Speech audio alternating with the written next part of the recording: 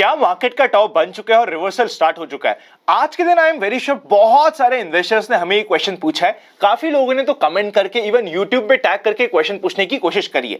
चलिए आंसर देने की कोशिश करते हैं। मैं ना छोटे छोटे क्वेश्चन आपसे पूछने वाला हूं, उस क्वेश्चन के आंसर करते करते आप एंड तक अपने आप रिजल्ट तक और आंसर तक पहुंच जाओगे। सबसे पहले हम ये समझते हैं मार्केट का टॉप प्रेडिक्ट करने के लिए आपने और हमने क्या डिसाइड किया है। हमने डिसाइड किया है कि आप और हम फॉलो करेंगे जनरल मार्केट ट्रेंड के सीरीज को, जिसमें हमें यह पता है जब तक मार्केट में 3 से 4 मिनिमम वॉल्यूम डिस्ट्रीब्यूशन डेज नहीं हो जाते हम ये नहीं बोल सकते कि मार्केट का टॉप बन चुका है। ओपिनियन किसी की भी कुछ हो सकती है। मेरी ओपिनियन हो सकती है कि मार्केट का टॉप नहीं बना है, आप में से कुछ लोगों की ओपिनियन हो सकती है कि मार्केट का टॉप बन चुका है। ओपिनियन कैन बी रॉन्ग, हमें ओपिनियन पे ध्यान नहीं देना है। हमारे लिए इंपॉर्टेंट है टाइम टेस्टेड प्रोसेस जो कि मिलता है आपको जनरल मार्केट ट्रेंड की सीरीज में।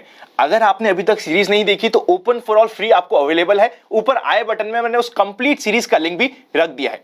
तो जनरल मार्केट ट्रेंड की सीरीज की बेसिस पे जो कि एक टाइम टेस्टेड प्रोसेस है, अभी भी number of volume distribution days का काउंट इतना सिग्निफिकेंट नहीं बढ़ा है कि हम बोल सके कि मार्केट में रिवर्सल स्टार्ट हो चुका है। आई होप आपको अपने जितने भी सवाल दिमाग में चल रहे थे उसका आंसर मिल चुका है। अभी मार्केट जस्ट अपना 10 से 20 डे मूविंग एवरेज को रीटेस्ट कर रहा है, which is absolutely okay. It is part of the complete game. मेरा नाम है अनंत Ladda, CFA CA CFP LLB। इससे पहले कि हम आगे जाए, अगर अभी तक आपने open for all free Telegram channel join नहीं किया है, सीधा टेलीग्राम पे जाके इन्वेस्ट आज फॉर कल सर्च करिएगा, आपको ये चैनल मिल जाएगा। बहुत सारे ओपन फ्री टेलीग्राम चैनल है जो फ्रॉड है। ओरिजिनल पे आपको 1,70,000 से ज्यादा मेंबर्स पार्ट मिल जाएंगे। चलिए शुरू करते हैं आनंद का फंडा का पहला पार्ट, जिसका नाम है मार्केट टुडे। सबसे पहले इंडेक्स के ऊपर नजर डालते हैं। सेंसेक्स आज के दिन 0.68% नेगेटिव रहा, Nifty 0.60% negative, bank Nifty 0.59% negative और मिड कैप इंडेक्स 0.67% नेगेटिव रहा। मतलब आज के दिन हल्का फुल्का करेक्शन होते हुए ऑलमोस्ट सारे के सारे इंडेक्स क्लोज हुए। एडवांस लेन रेशियो की बात करें तो ऑलमोस्ट 700 के आसपास शेयर एडवांस हुए, जिसके अगेंस्ट में 1100 से ऊपर शेयर डिक्लाइन हुए। ड्यूरिंग दी मार्केट आज मॉर्निंग में तो ना इवन एक ऐसा समय आ गया था जहां पे लेस देन 300 शेयर्स थे जो एडवांस हो रहे थे और बाकी सारे के सारे डिक्लाइन हो रहे थे। पर सेकेंड हाफ में बहुत अच्छी रिकवरी हमें देखने को मिली। सेक्टर्स की बात करें तो PSE, एनर्जी के कुछ स्टॉक्स बहुत ज्यादा स्ट्रेंथ शो कर रहे हैं, जहां पे हमारी रडार हो सकती है। स्टॉक इन फोकस में हम डिस्कस भी करेंगे। Oil and gas, PSU bank, commodity और मेटल्स आज के दिन अच्छे रहे। इवन फार्मा ने भी थोड़ा बहुत बाउंस बैक किया। जिन सेक्टर्स की आज के दिन पिटाई हुई इसमें सबसे आगे था reality, second IT, media, financial services आज के दिन कमजोर रहा। इवन कंजम्पशन भी आज के दिन कमजोर ही था। विक्स की बात करें तो 18.53 पे है, इतना ज्यादा सिग्निफिकेंटली नहीं बढ़ा इवन आफ्टर नोइंग कि मार्केट में बहुत मेजर डिप आया था।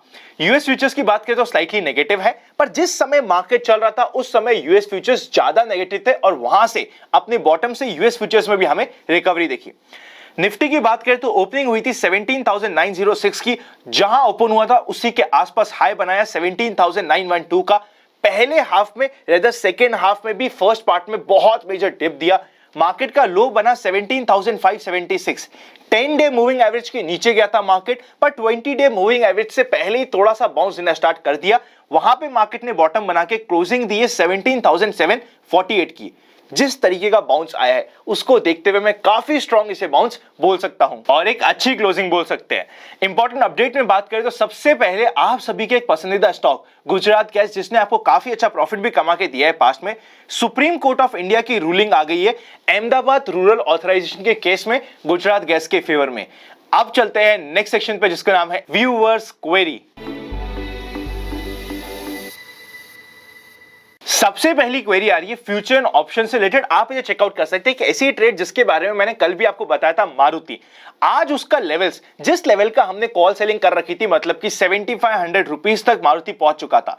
जैसे ही मारुति 7500 को क्रॉस करता है, मैंने पर्सनली उसमें प्रॉफिट बुक किया इवन आफ्टर नोइंग कि अगले पूरे महीने के लिए मैंने ट्रेड करी थी।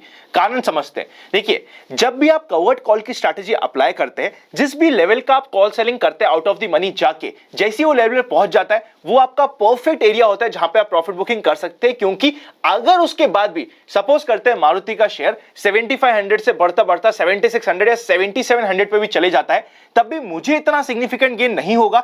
रिस्क मेरी बनी रहेगी, बाय चांस रिवर्सल हो गया तो मेरी रिस्क बनी रहेगी, पर गेन इतना सिग्निफिकेंट नहीं होगा क्योंकि 7500 पे मैंने कॉल सेलिंग भी कर रखी है।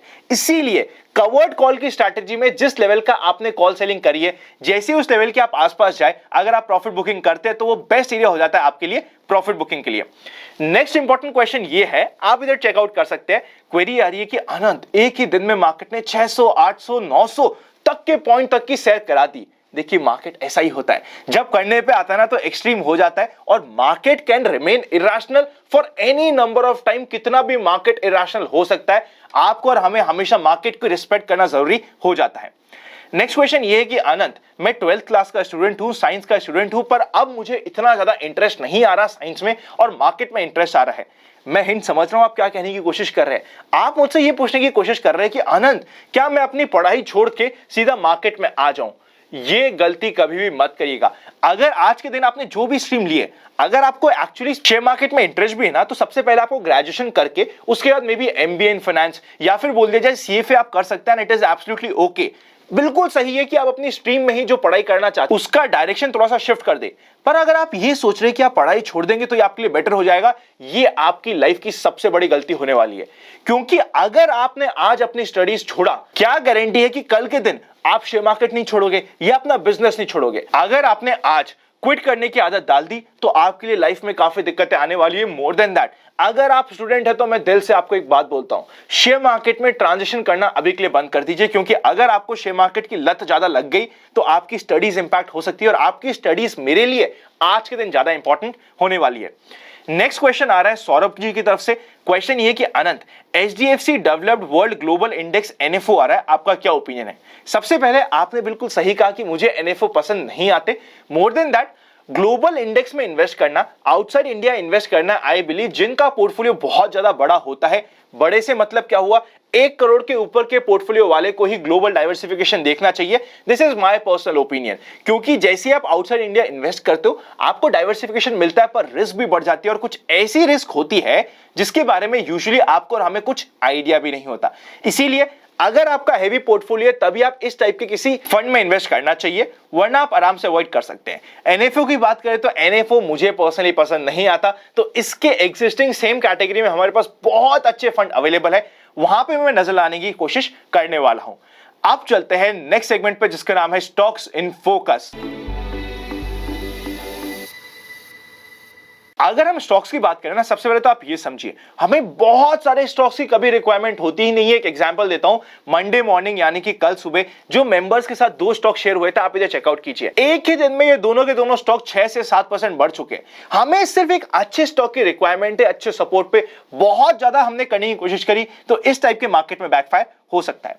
सबसे पहला इंपॉर्टेंट स्टॉक जो अब सपोर्ट के पास जा रहा है, नाम है Avenue supermart.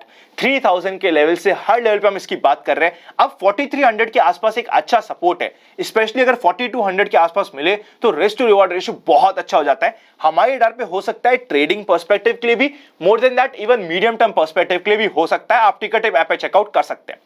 Next important stock होने वाला है कजारिया सेरेमिक। अगर ये स्टॉक कभी भी 1200 को क्रॉस करता है तो 1220 उसके बाद 1240 के लेवल तक बड़े आराम से पहुंच सकता है। फाइनल स्टॉक होने वाला है टाटा पावर।